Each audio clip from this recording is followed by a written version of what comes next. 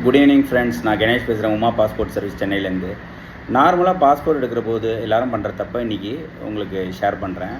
அந்த தப்பை பண்ணாமல் நீங்கள் பார்த்துக்குங்க.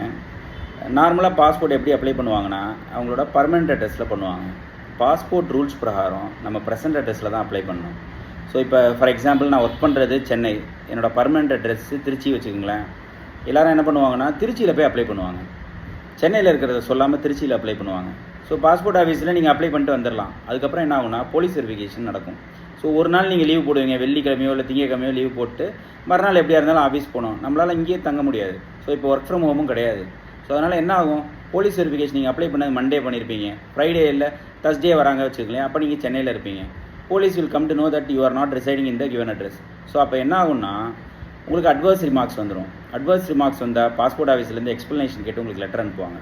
ஸோ இந்த தப்பை பண்ணாதீங்க. இதை பற்றி தான் அடிஷ்னலாக இன்ஃபர்மேஷன் வேணும்னா எனக்கு கால் பண்ணுங்கள். கீழே டிஸ்கிரிப்ஷனில் நம்பர் கொடுத்துருக்கேன். தேங்க்யூ.